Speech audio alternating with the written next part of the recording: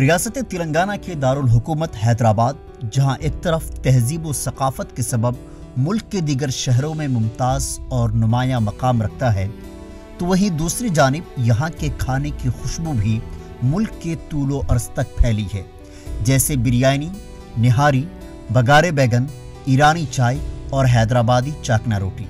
کہتے ہیں کہ 7ویں نظام آصف جاہ میر عثمان علی خان بہادر نہاری اور نان کی روٹی بڑے شوق سے کھاتے تھے، اور اس کے بعد سے ہی حیدرآباد میں نان کی روٹی کھانے کا چلن شروع ہوا۔ پھر رفتہ رفتہ یہ روٹی مقبول عام ہو کر دعوتوں کی شان بن گئی۔ نان کی روٹی میدا، گھی اور دہی کا خمیر ملا کر روٹی بنائی جاتی ہے۔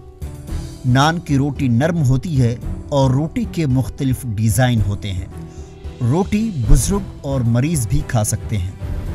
عبداللہ نان کی دکان کے مالک محمد اقبال کا کہنا ہے، اب آج کل کیا ہے، اڈلی دوشا کھا رہے ہیں لوگ، نظام کے دور سے زمانے سے ناری پائے زبان کھچڑی کھٹا خیمہ یہی چلتا تھا پہلے مسلمانوں۔ دہی رہتا، دہی کو ملا کے ملائے تو دہی سے کھٹے پنے سے خمیر آتا پہلے۔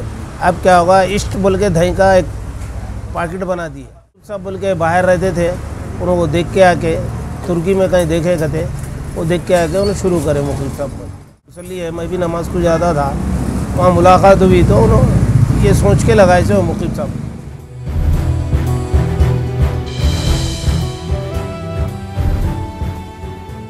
ETV بھارت کے لیے حیدرآباد سے محمد رحمان کی رپورٹ۔